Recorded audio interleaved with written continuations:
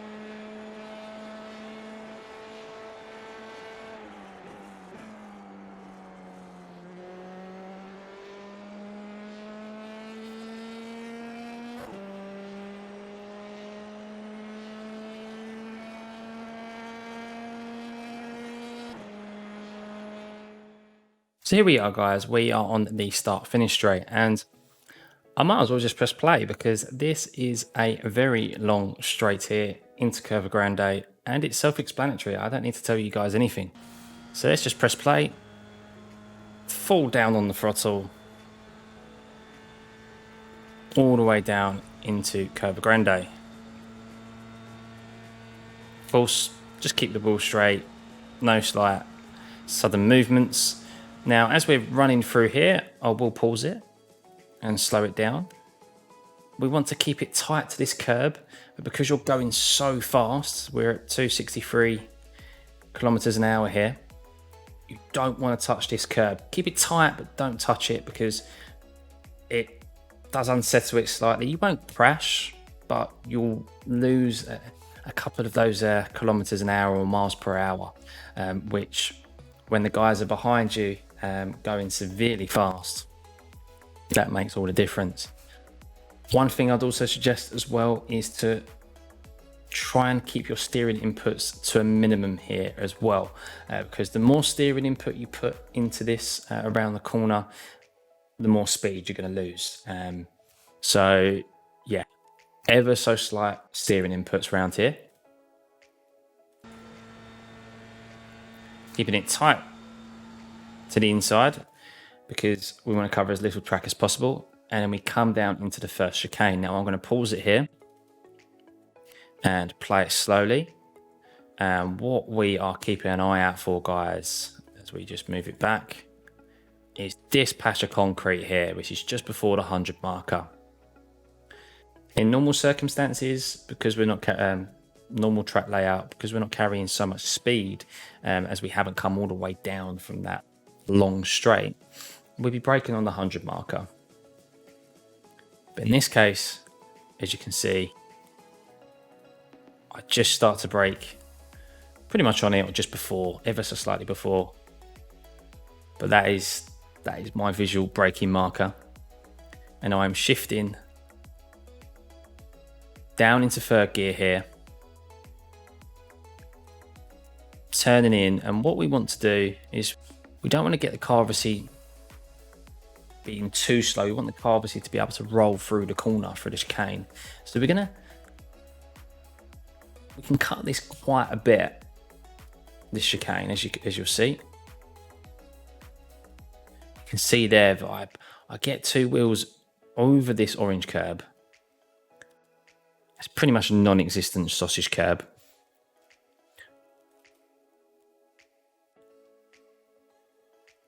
Ever so slightly on the throttle, as you can see my throttle controls here.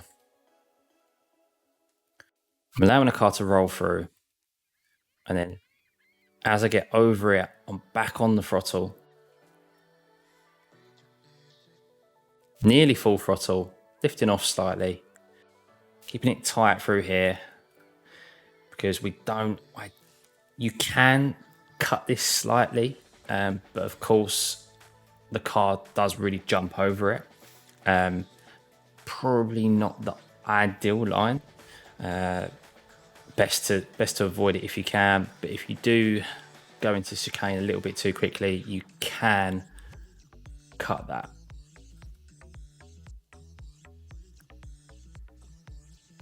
And as we come out, straight back on the throttle, making the most of this runoff as we can. And then we head down into the first Lesmo. Now, guys, I won't lie to you, I don't like these corners. I love Monza, but I don't like these Lesmos. I really struggle to get them right every single time. I'm so inconsistent with these two.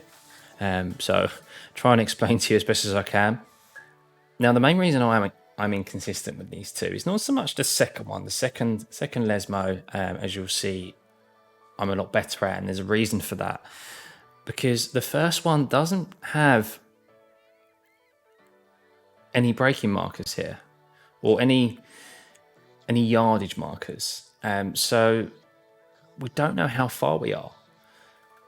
Now, if it's nice and sunny, there is this tree here will cast a shadow on the track, and our braking marker is pretty much just after that shadow. But we're not always going to be guaranteed sunshine.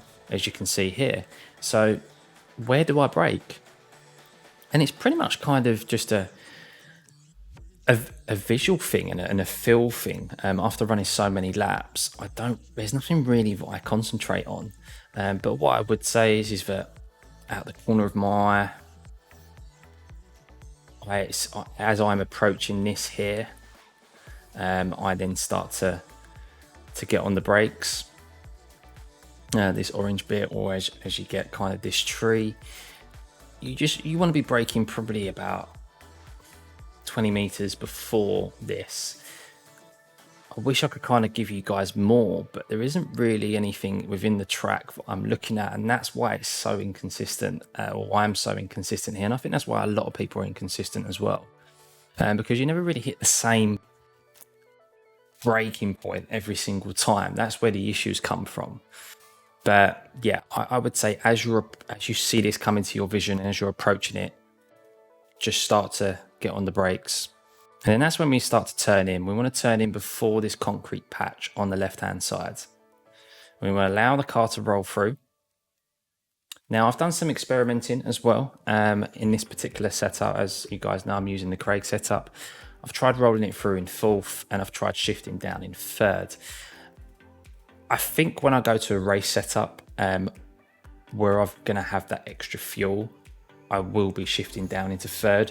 It just gets the car rotating a little bit more, gives me a little bit of extra control, and I feel like I've got a bit more grip coming out of the exit here, and I don't get that silly 1x on the runoff out of this corner.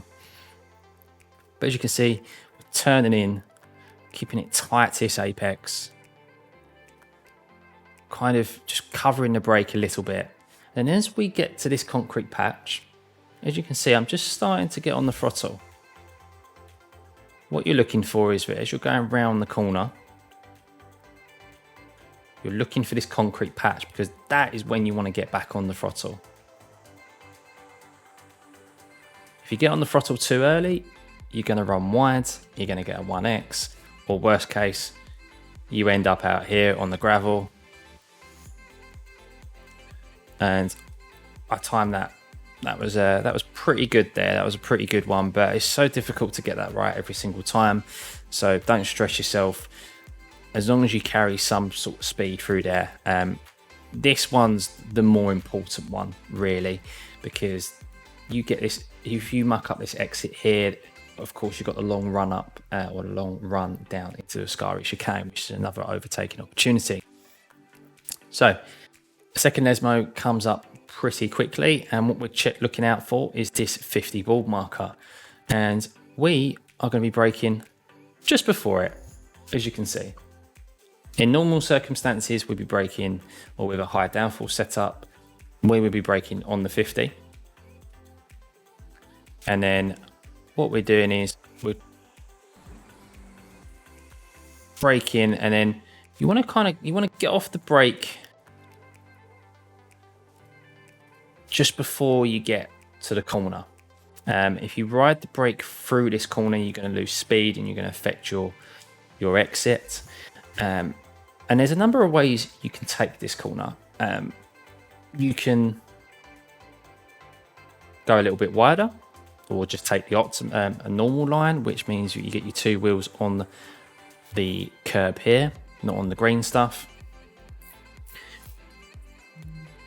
Or you can go in a little bit early and cut the curb, get two wheels on the green AstroTurf.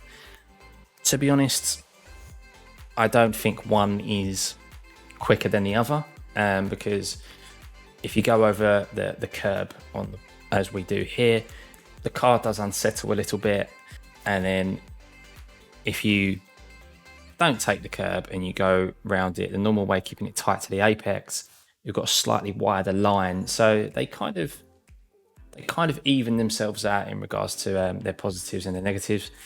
It all depends on what you're most comfortable with.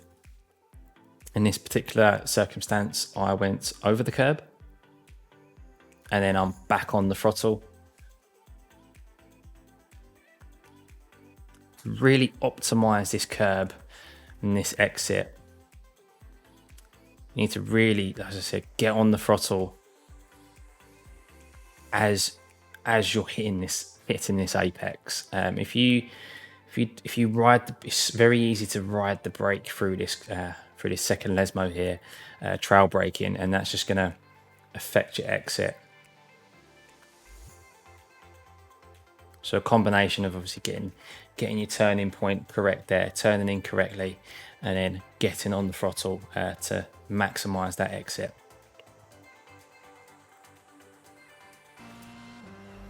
And as always, be a little bit careful with the track limits there, as they're very harsh.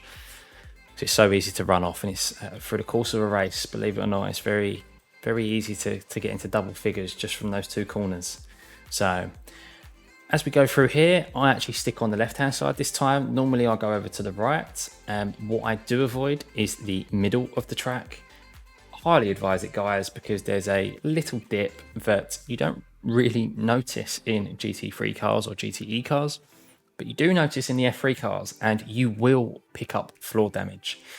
So it's not ideal, and if you pick up floor damage, it will affect your top end speed. Only by a little, but we need all that speed that we can get around here. Also, if you've got motion simulators or a motion rig, shall I say, I've had it from you guys that, yeah, it's not a very nice feeling. It does give you a bit of a jolt. So avoid the middle of here, of the run down into a chicane, under the bridge into a scarring, if you can. Of course, if you're going too wide, sometimes it's impossible to avoid. Right, then we're going to run it down into a scarry, and what we're keeping an eye out for is the 100 board marker. And we are going to be braking down into fourth, turning in, trail braking, as you can see, trail braking, keeping it tight to these sausage curbs. Don't hit them, because if you hit them, the car's going to be thrown off. You're going to end up off spinning or off track into the gravel. But yeah, trail braking, then we're back on the throttle here, lifting off slightly, because with the low downforce setup, we can't keep it. We don't have the grip for the car to stick through here. And just going back to the trail braking, the reason we're trail braking is not only to slow the car down, but to get the car turning in. If we lift off that brake too early, the car's not going to turn in, and we're going to run out of track, and we're going to run a little bit wide. So yeah, which we don't want. As we run through, keeping it tight to the curb on the left, and then full throttle. Making the use of this runoff. This is a runoff that you can use, and you don't get a 1x on. And then we are on the run down into Parabolica. Now, bit of advice, guys. If you're in someone's slipstream here, don't overtake them. Because what will happen is that you will just get drafted. You'll overtake him here, and then you will lose time. The guy behind you will then just come swooping past you on the main straight. Happens with Monza, with the first chicane. It's definitely going to happen in this one. What you want is to try and stick as close behind him as possible without going into him, of course, and then just utilizing the draft and just sweeping by him. Nice clean overtake on the start to finish straight down into Curva Grande. So yeah, bit of a word of advice, guys. There, you want to be the guy following into the last corner, not the guy leading. So what we're keeping an eye out for is the 50 marker, but this patch of AstroTurf here, or I believe it's AstroTurf, and the end of it. And what you want to do, as you can see, in most cases, if you're running a high downforce setup, you'd be braking on the end there. But because we haven't got that luxury of downforce, we are braking just a little bit before, as you can see with my throttle inputs. And we're going to shift down into fourth, turn in, and what you want to do is you want to hit the apex where this stand is here, this viewing platform, shall we say. This is where you want to hit the apex. Now, what we're doing is, as you can see, we're trail braking through here, because if you don't trail brake, the car's not going to turn in. If I lifted off, even though that's ever so slightly, that is doing a lot to the car, believe me. It gets the car turning in, keeping it tight, and then as we come around the corner and as we see this pole lights, light pole, shall we say, as soon as we see that come into view, that's when you then want to get back on the throttle.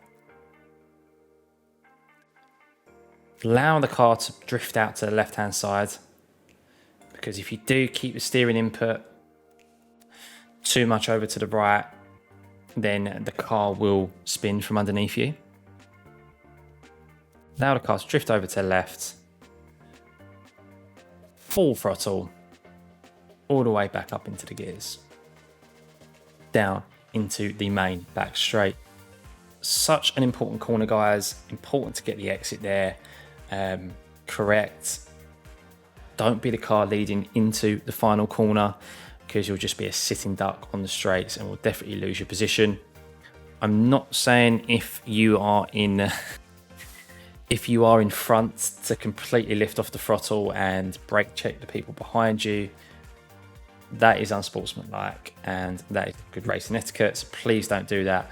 But if you're in a battle with someone, you're best off to just lift off the throttle,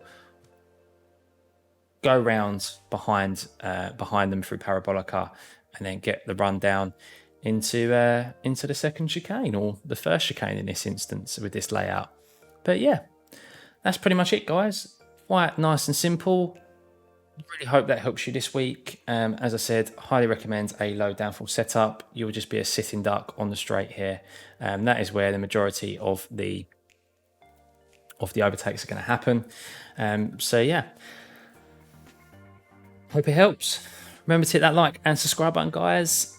Turn those notifications on. As I said before, feel free to join the Discord in the link in the description below. And I hope to see you guys out on track.